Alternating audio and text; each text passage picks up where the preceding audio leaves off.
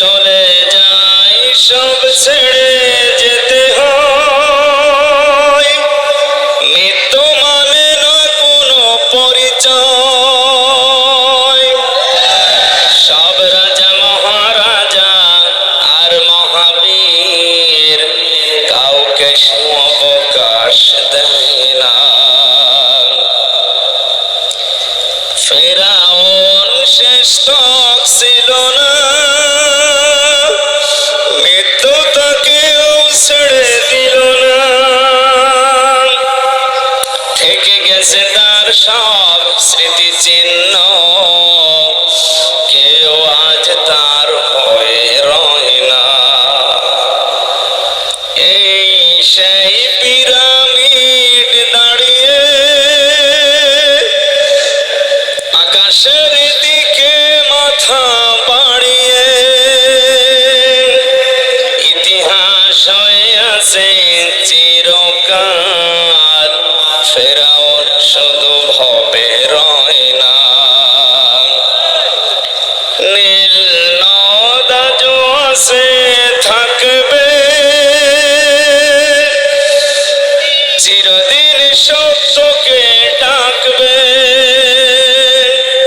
ডেকে ডেকে বলে যাবে দিন ও রাত, ডেকে ডেকে বলে যাবে দিন ও রাত, কেউ যেন ফেরাউন হয় না। পৃথিবীতে কেউ স্থায়ী হয় না, হোক না সে ফেরাউন কিংবা নমরুদ, কেউ ভবে চিরকাল রয় না। বাংলাদেশের ঐতিহ্যবাহী জেলা চুয়াডাঙ্গা জীবননগর থানার অন্তর্গত উথলি বাজার পাড়া কবরস্থান কমিটির উদ্যোগে নবম বাৎসরিক তাফসীরুল কোরআন মাহফিলের স্বনামধন্য সভাপতি, বিশিষ্ট সমাজসেবক, সাংবাদিক, আমার শ্রদ্ধাভাজন ব্যক্তিত্ব, অত্র এলাকার সুপরিচিত জনাব মোহাম্মদ আব্দুল্লাহ, আতালাল্লাহু আমরাহু ওয়া বারাকাল্লাহু ফি হায়াতি, সকলে বলেন আমিন। এতক্ষণ যারা আলোচনা রাখলেন এখানে, অত্র এলাকার কৃতি সন্তান, ইসলামিক চিন্তাবিদ, শিক্ষাবিদ, রাজনীতিবিদ, শ্রদ্ধাভাজন বড় ভাই জনাব মাওলানা মহিউদ্দিন খতিব, শানের হুদা কেন্দ্রীয় জামে মসজিদ। আলোচনা রেখেছেন ইসলামিক চিন্তাবিদ জনাব মাওলানা হুসাইন আহমেদ মাহফুজ চুয়াডাঙ্গা। উপস্থিত আছেন জীবননগর আলিম মাদ্রাসার সম্মানিত অধ্যক্ষ জনাব মাওলানা আব্দুল খালিক। বংশে বসা আছেন অত্র এলাকার সর্বজন শ্রদ্ধাভাজন ব্যক্তিবর্গ যারা, সামনে বসা মুসলমান ভাইরা, পর্দার আড়ালের সম্মানিত মা এবং বোনেরা, প্রাণপ্রিয় চুয়াডাঙ্গাবাসী। আমি জানি এভাবে আপনারা কথা বলবেন, আপনারা বলতে থাকেন, আমিও বলতে থাকি, নাকি? গোনা আপনাদের হচ্ছে, কিন্তু ভাই কথা যে বলছেন তারই গোনা হচ্ছে। আমরা এখন কোরআনে যেহেতু প্রবেশ করেছি, কথা বন্ধ করে দল, মত, জাতি, বর্ণ, ধর্ম নির্বিশেষে আজকের এই অনুষ্ঠান, যার মাধ্যমে আজকে দাওয়াতটা নিয়েছিলাম আপনাদের এলাকার ছেলে হাফেজ আবু বকর সিদ্দিক, এই মাহফিলের বরেণ্য সদস্য যারা নিজেদের শ্রম দিয়ে, সময় দিয়ে, অর্থ সম্পদ দিয়ে যারা এই জান্নাতের বাগান সাজিয়েছেন, সবাইকে নিয়ে আল্লাহর দরবারে শুকরিয়া জানাচ্ছি, যিনি আমাদেরকে কথা বলার শক্তি দিয়েছেন। কোরআনে কারীম জানিয়েছে খালাকাল ইনসান আল্লামাহুল বায়ান, আল্লাহ তাআলা বলেন আমি মানুষ বানিয়েছি, কথা বলার শক্তি দিয়েছি। আমাদের আল্লামাহুল বায়ানের উপরে চিন্তা ভাবনা করে আমরা পেয়েছি, বিজ্ঞান জানিয়েছে কয়েক ইঞ্চি কণ্ঠ দিয়ে আমরা কথা বলি। এক একটা কথা তৈরি হওয়ার জন্য 27টা স্তর পার করা লাগে। এগুলো সব আমার আল্লাহ তার ফেরেশতাদেরকে দিয়ে পার করিয়ে একটা করে কথা আমাদের মুখ দিয়ে বের করে দেয়। অথচ বাংলাদেশে দুঃখজনক হলেও সত্য, এই 15.5 বছর একটা অদৃশ্য শক্তি আমাদের এই কণ্ঠ নালী চেপে ধরেছিল। যারা আল্লাহর দেওয়া বাক শক্তিকে রুদ্ধ করে দিয়েছিল, আল্লাহ তাদেরকে আজ রুদ্ধ করে দিয়েছে।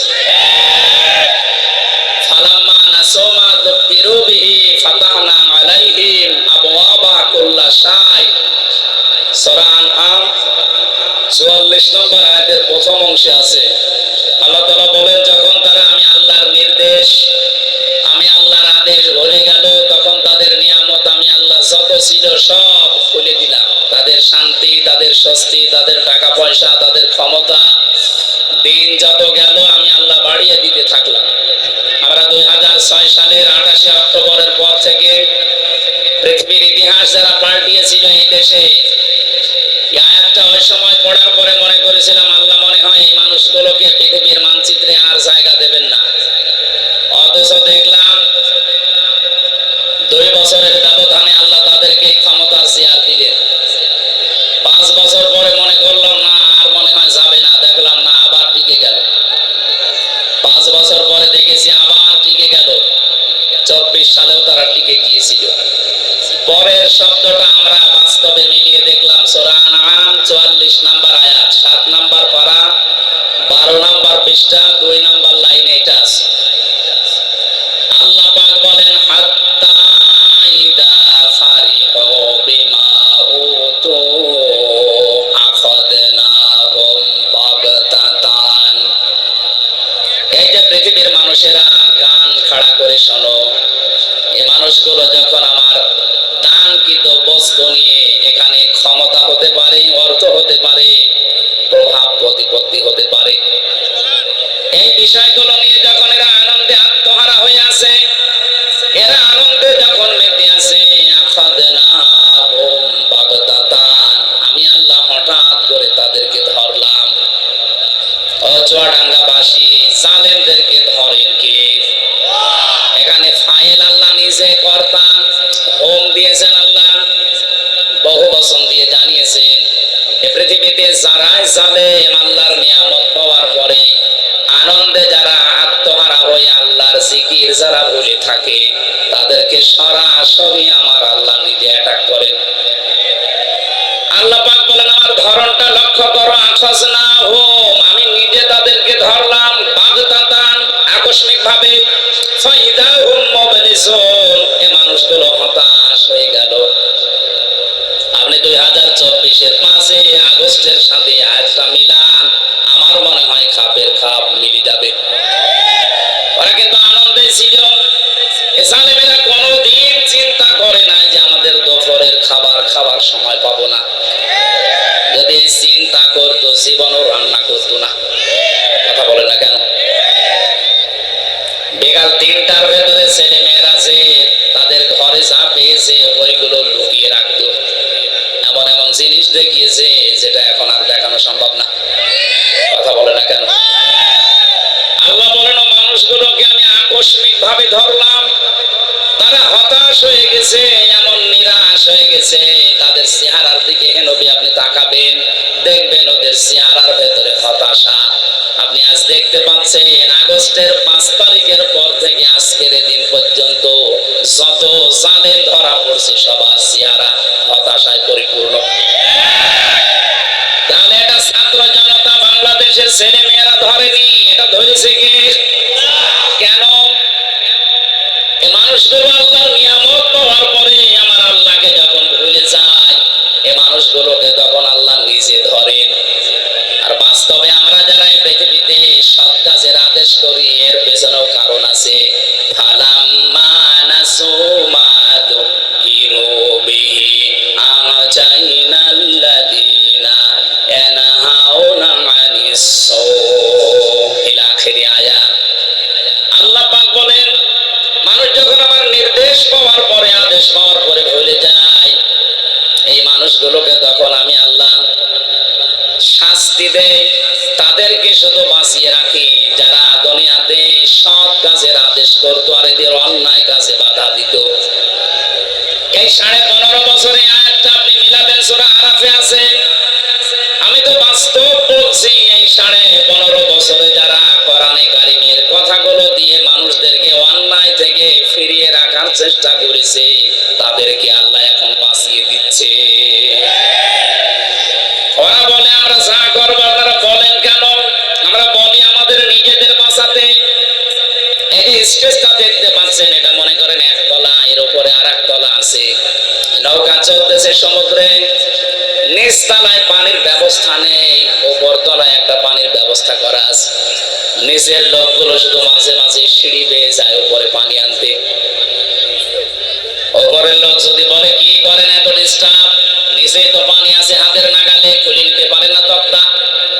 ও মানুষগুলো বিরক্ত হয়ে বলছে ঠিক আছে, জীবনে আর পানি নেওয়ার জন্য আসবো না, নিচে যখন পানি আছে দেখি হাতের নাগালে, যে একটা তক্তা খুলে নিয়েছে। ওপরে আমরা যারা আছি, আমরা যদি বলি যে যা করছে করুক গা, লা ইলাহা ইল্লাল্লাহ, ওপরে যারা আছে একটাও বাঁচবে। নিচের মানুষগুলো এই বোকামি করে নিজেরা যেমন মরবে, ওপরে যারা আছে তারাও মরবে। কথা বলেন ঠিক কিনা? 15.5 বছরে আমরা নিশ্চুপ থাকতে পারতাম?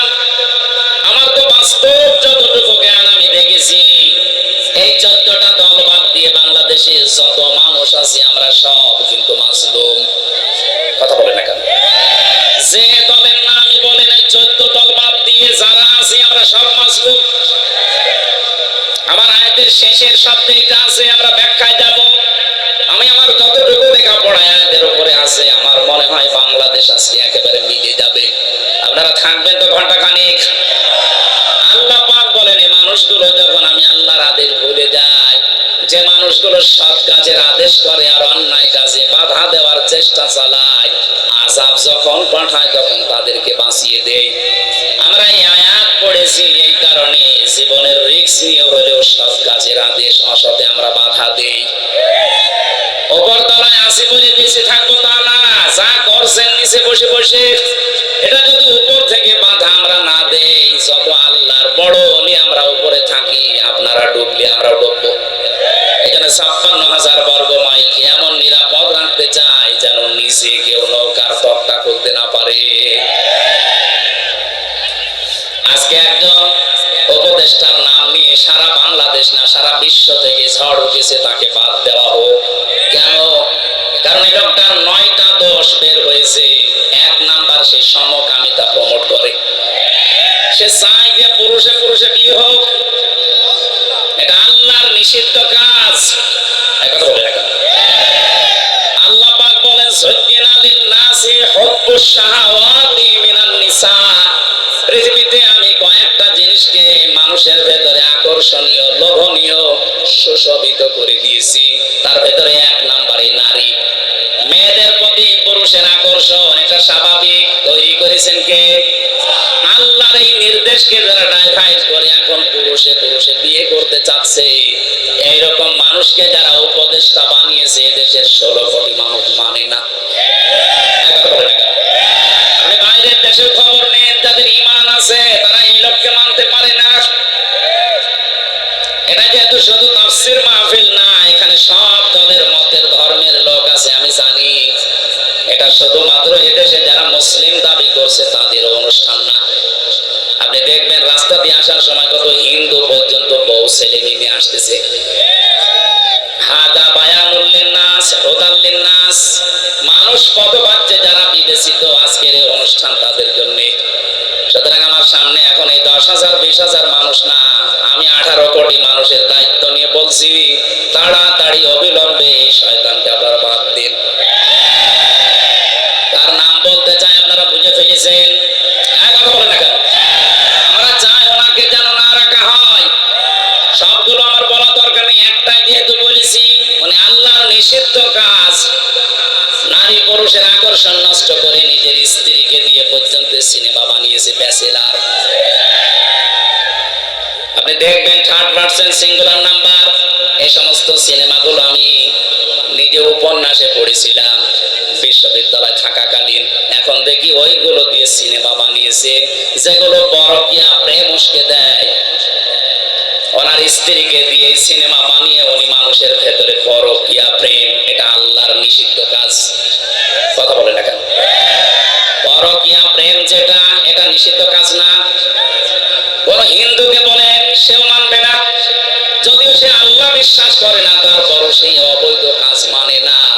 অথচ মুসলিম নামধারী কি সুন্দর সুন্দর শব্দ দিয়ে নাম বানিয়েছে, মোস্তফা, সরোয়ার, ফারুকি। প্রত্যেকটাই অর্থবোধক নাম। প্রথমটা আমার নবীর সারওয়ার আমার নবীর নাম ফারুকী, বিশ্ব নবী মুহাম্মদ রাসূলুল্লাহর সাহাবী হযরত ওমর ফারুকের নাম।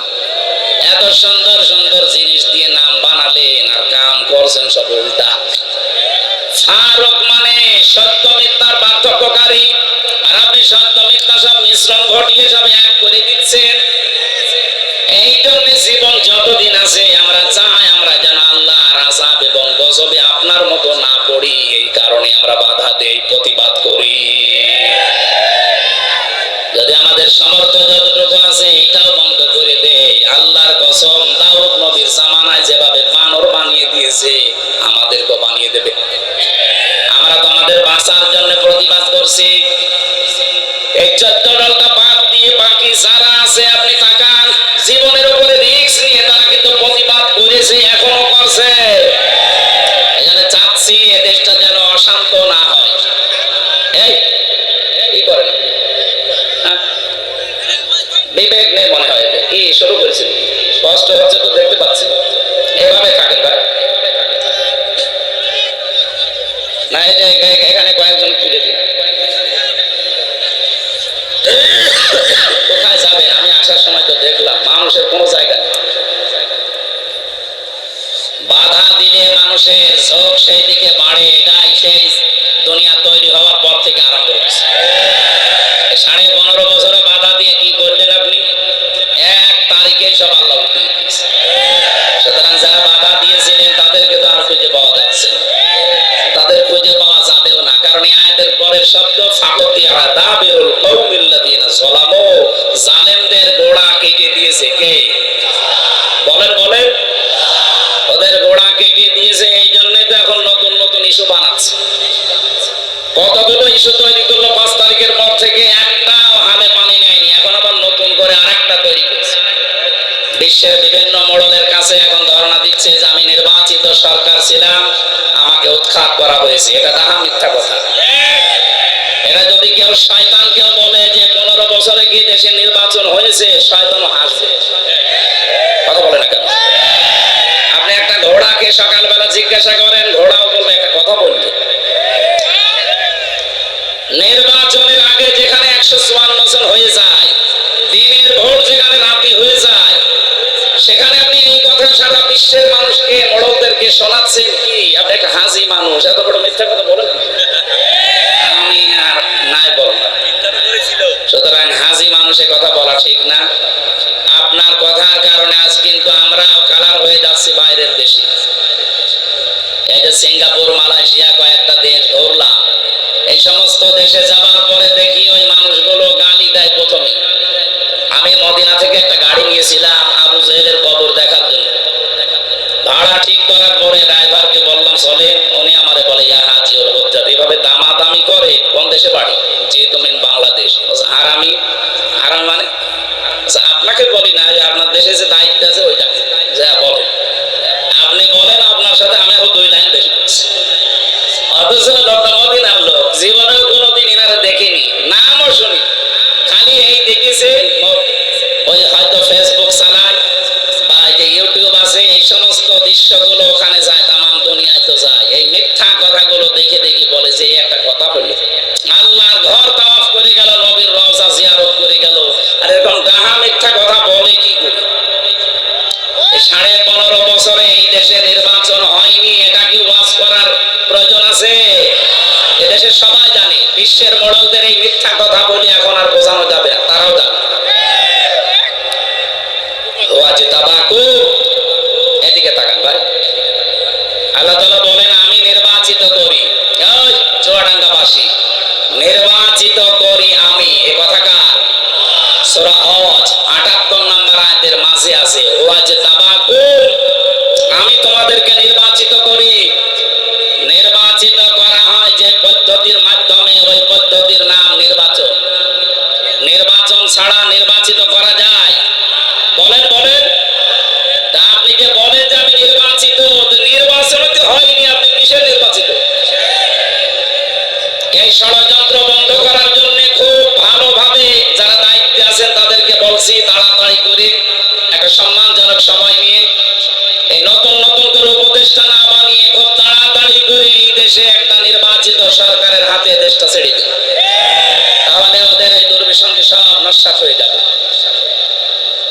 জালেম বিদায় নিয়েছে দেশ থেকে, মুনাফিক কিন্তু এখনো অনেকে আছে। এরাও তলে তলে জালেমদের সাথে বিভিন্ন আঘাত করছে, এই কারণে জালেমরা এত সাহস পাচ্ছে। এজন্য আপনাদের আহ্বান জানাচ্ছি, যা করেছেন, যা করা হয়েছে, এটা যদি এখন ক্ষমা পেতে চান, একটা পদ্ধতি মাত্র বাকি আছে, তাছাড়া কোনো পদ্ধতি নেই তাদেরকে মাফ করা। আমি ওইটা বলি, তারপরে তাফসিরে যাচ্ছি নাকি বলেন। নবীজির কাছে একটা মহিলা এসেছে, যুবতী মেয়ে, বলছে হে রাসূল, আমি জিনা করে ফেলেছি। তিনবার বলার পরে নবীজি বলেন, কথা কাউকে বলবা না, সেইটি যাও। মেয়েটা বলে না, আপনি আমাকে মুক্ত করেন, জিনার এই অপরাধ থেকে আমি মুক্ত হয়ে দুনিয়া থেকে বিদায় নিতে চাই। এই অপরাধ নিয়ে আমি আল্লাহর দরবারে যেতে চাই না, কারণ আমি নিজে কোরআন পড়ি, কোরআন বুঝি, শয়তানের ধোঁকায় নফসের জালে কাজটা করে ফেলেছি, যৌবনের তাড়নায়। কিন্তু আমি এখন ক্ষমা পেতে চাই, মাপ পেতে চাই, মুক্ত হতে চাই, পরিত্রাণ পেতে চাই। আপনি আমাকে দয়া করে অপরাধ থেকে মুক্ত করেন। নবীজি বললেন, ঠিক আছে, এখনই না, বাড়ি চলে যাও। সন্তানটা যতদিন খালাস না হবে ততদিন আসবা না। ঠিক 10 মাস 10 দিন পরে এসেছে, বলে হে রাসূল, এই দেখেন আমার ছেলে। নবীজি বললেন, না, এখন না, এই সন্তানের তো বাবার ঠিক নেই, এই জন্য তোমাকে 2 বছর দুধ দেওয়া লাগবে। এখানে আলেম আছে বসে, তাদেরকে বলছে সন্তানকে দুধ দেওয়া লাগবে। নবীজি মাকে বললেন কেন? সন্তানের দুধ দেওয়ার দায়িত্ব মায়ের না বাবার? না না, আপনি আন্দাজে বলেন বাবার। আলেমরা তো কিছু বলছে না, আপনি কথা বলেন কেন? সূরা বাকারা 2 নাম্বার পারা 17 নাম্বার পৃষ্ঠার 1ম নাম্বার লাইনের 232 নাম্বার আয়াতে আছে, এটা মাঝের অংশে আছে। আমি আলেমদেরকে বলছি, এবার এই আয়াতটা নিয়ে লেখাপড়া করবেন, অন্তত 20টা তাফসীর মিলাবেন আধুনিক ভাবে, দেখবেন নতুন তথ্য বের হবে এখান থেকে। এতদিন আমিও জানতাম এটা। আল্লাহ পাক বলেন, ওয়ালা ওয়ালিদাতু ইউরদি'না আওলাদাহুন্না হাওলাইনি কামিলাইনি লিমান আরাদা আইয়ুতিম্মার রাদা। এখানে কত মাদ্রাসার আলেম ফাজিল কামিল পাস করা লোক দেখেন, লিমান আরাদা আইয়ুতিম্মার রাদা, এটা মুযাক্কার শব্দ। দুধ পান করাও 2 বছর, এই কথা বলার পরে আল্লাহ মুযাক্কার দিলেন, মুআন্নাস দেয়নি। মায়ের নাম না দিয়ে বাবার নাম দিলেন কেন? সন্তানকে দুধ খাওয়ানোর খরচ, যত রকমের কষ্ট, যে টাকা পয়সা খরচ হবে, যা ব্যয় লাগবে, 2 বছরে সব বাবার দায়িত্ব, মায়ের কোনো দায়িত্ব নেই। মা যদি দয়া করে পান করিয়ে দেয়, আপনার উপর এটা ইহসান। কোন মা যদি বলে না, আমি এটা করাবো না, 2 বছর দুধ পান করাতে পারি, 5 লাখ টাকা দেওয়া লাগবে, আপনাকে তাই দেওয়া লাগবে? আমার মনে হয় মাইকে এটা বলার ঠিক হইল না। আমার ম্যাডামও শুনতেছে। আমার এই যে 43 দিন আগে একটা মেয়ে হয়েছে, ও যদি এখন লাইভে দেখে বলে ঠিক আছে বাড়ি আসো, আমারও 5 লাখ দেওয়া লাগবে না, তোমার মেয়ে তুমি নাও, আমি একটা বিপদে পড়ে যাবো না? থক্কু, আর বলা যাবে না। চুয়াডাঙ্গাবাসী কোরআনে কারিমের আয়াতে আমি অনেকগুলো তাফসীরের সাথে মিলিয়ে দেখেছি, নবীজি কেন ওই মেয়েটাকে বলেছিলেন যে তুমি দুধ পান করাও 2 বছর, এটা তো বাবার দায়িত্ব, নবীজি কেন অবিচার করলেন? করেছিলেন এই কারণে, কারণ তত বাবার ঠিক নেই। সন্তানটা যারও সন্তান ছিল না, এর কথা বলছে না কেন? সে তো বলতে পারছে না এটাতে কার বাবা কোনটা, বললে তার দ্বারা অপমান হবে। আরে গোপন কথা জিজ্ঞাসা না করাই ভালো। সূরা মায়েদার ভেতরে আছে, লা তাসআলু আন আশিয়া ইন তুবদা লাকুম তাসুকুম। এই আয়াতের ব্যাখ্যায় দেখবেন, যে কথা বললে আপনাকে সরাসরি অপমান মনে করা হয়, এরকম কথা আপনি ওর সামনে বলবেন না, গোপনে বলবেন। বাস্তবে আমি নবীজির এই কথাকে মিলিয়ে দেখেছি, বিশ্ব নবী তাকে এই কারণে বলেন নাই, বললেন ঠিক আছে দুধ পান করাও 2 বছর। 2 বছর পরে এসেছে শক্ত একটা খাবার নিয়ে, নবীজি বললেন ছেলেটা এক সাহাবীর আন্ডারে দিয়ে দাও, মেয়েটাকে বুক পর্যন্ত মাটির ভেতরে গেড়ে দাও, পাথর নিক্ষেপ করো। হযরতে খালিদ ইবনে ওয়ালিদ বলেন, আমি এত জোরে একটা পাথর নিক্ষেপ করলাম, দেখি নাক দিয়ে ফেটে রক্ত বের হয়ে আমার শরীরে লেগেছে। ভৎসনা দিলাম, রাগ করলাম, গালি দিলাম, অপমান বোধ হলো আমার কাছে। যেরকম একটা নাপাক মহিলার রক্ত আমার শরীরে।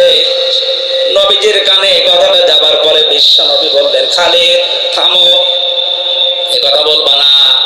আমি নবী, তুমি নবী না। আমি যা দেখি তুমি দেখতে পাও না। আমি যা বছর ওনার বন্ধু গিয়াসউদ্দিন মামুন ছিল 17 বছর আছে, বের হয়েছে কিছুদিন আগে। বিএনপির এক একজন মানুষের নামে আমি মামলা দেখেছি, 313টা 536টা পর্যন্ত মামলা পেয়েছি। আমার এই যে খাবার দিয়েছে তো বলতাম, ভাই কয়টা মামলা, কি করেন? বিএনপি করতাম, বড়গোনায় বাড়ি, মামলা কয়টা? 313টা। মনে হচ্ছে বদরের ময়দান কায়েম করে ফেলেছে। ঘরে তো একটা মানুষকে 313টা মামলা দেয় কোন বিবেকে? আমার তো 2টা দিয়েছিল, তাই 3 বছর। 313টা কিয়ামত হয়ে যাবে। কথা বলেন না কেন? এই জন্য আমি আপনাদেরকে বাঁচাতে চাই। এটা যেহেতু রেকর্ড হচ্ছে, সারা পৃথিবী কালকে যাবে, এমনকি যারা পালিয়েছে ওই জালেমরাও শুনছে। আপনারা যদি এখনো পর্যন্ত মাপ পেতে চান, শুধু আস্তাগফিরুল্লাহ হবে না, যার কাছে যে ধরনের অপরাধ করেছে আগে তার কাছে যে মাপ চাবেন, তার ক্ষতিপূরণ দেবেন, এরপরে করবেন আস্তাগফিরুল্লাহ। এই কথা বলেন না কেন? এই হাদিসের অর্থ যদি না বুঝে থাকেন, আপনার এই ওয়াজ শুনতে আসা, তাফসীর শুনতে আসা ব্যর্থ। বুঝেছেন কিনা বলেন তো? কিভাবে মাপ চাইতে হবে আমি পদ্ধতিটা বললাম। নবীজি কি ওই মহিলাকে বলতে পারতেন না, যাই হয়েছে হয়েছে, তুমি আস্তাগফিরুল্লাহ গোপনে পড়ে নাও? বলতে পারতেন না? কিন্তু বলেননি, ওনাকে শাস্তি দিয়ে তারপরে বলেছে এবার আস্তাগফিরুল্লাহ পড়ো। আজ আপনারা 15.5 বছরে যা করেছেন, পৃথিবীর ইতিহাস পাল্টিয়ে ফেলেছেন। সুতরাং এখন শুধু আস্তাগফিরুল্লাহ পড়লে হবে না, আপনাকে ফিরে আসার জন্য যার কাছে অপরাধ করেছেন তার কাছে স্বীকার করা লাগবে। এবং স্বীকার করলে হবে না, এই 15.5 বছরে তার যে ক্ষতি করেছেন ওই ক্ষতিপূরণ দেওয়া লাগবে। আপনার কারণে বহু মানুষ ব্যবসা করতে পারে নাই, ঝুলে ঝুলে জীবনটা নষ্ট করে ফেলেছে। কেউ আম বাগানে, কেউ বাঁশ বাগানে, কেউ ধানের খেতে শুয়ে শুয়ে রাত কাটিয়েছে বছরের পরে বছর। এত কিছু করার পরে আপনি এখন আস্তাগফিরুল্লাহ পড়বেন আর আল্লাহ আপনাকে মাফ করে দেবে? কি আর কি নাকি? আশা করছি আপনি হাদিসের অর্থ বুঝে ফেলেছেন এবং যারা শুনছে ওই জালেমরাও বুঝেছে। বাঁচতে যদি চান এই মহিলার মতো তওবা করেন। এবার আমি একটা তথ্য বলছি, সূরা ফুরকান 68 নম্বর আয়াত। এই পৃথিবীতে 3টা অপরাধের সাথে যারা জড়িত থাকবে এই মানুষগুলোর শাস্তি হবে ডবল। কয়টা? আরো জোরে বলেন। এটা কিন্তু ক্লাস চলছে, ক্লাসে যদি এভাবে কথাবার্তা হয় না, আপনারা বেশি বলছেন, ক্লাসের মতো জবাব দেবে। 3টা অপরাধ করলে শাস্তি দেবে কয়টা? ডবল। জোরে বলেন কয়টা? এখন আপনি দেখেন তো এই 3 অপরাধ আপনার ভেতরে আছে কিনা। ওয়াল্লাযীনা লা ইয়াদউনা মা'আল্লাহি ইলাহান আখারা। আল্লাহ পাক বলেন, যারা আমি আল্লাহর সাথে অন্য কাউকে ডাকে, এই যে মা'আল্লাহ, আল্লাহর সাথে অন্য কাউকে যারা ডাকে, এটা বাংলাদেশ, ভারত আর পাকিস্তানে বেশি। আমরা এই দেশগুলোতে আল্লাহকে ডাকি না তা না, আল্লাহর জিকিরও চলছে, কিছুক্ষণ পরে দেখি আল্লাহর পাশাপাশি অন্য কাউকে ডাক দেন। কে আলী বাবা, শাহ আলী বাবা, কে আল্লাহ বাবা, ফাতে বাবা বলছে। কথা বলছে না? সে যে করুক সে যেন শুধরে নেয়। আল্লাহর সাথে অন্য কাউকে ডাকা, আরো জোরে বলেন, আরো জোরে বলেন। এমনকি আল্লাহর নামকে কেউ ইলহাদ করতে পারবেন না, পরিবর্তন করে ফেলবেন না। ওয়াযারুল্লাযীনা ইউলহিদুনা ফি আসমাই। সূরা আরাফ 9 নম্বর পারা 13 নম্বর পৃষ্ঠা 4 নম্বর লাইনের 180 নম্বর আয়াতের মাঝে আছে। আল্লাহ পাক বলেন, আমার নামকে তোমরা ইলহাদ করবা না, উলটপালট করবা না, ছোট বড় করবা না।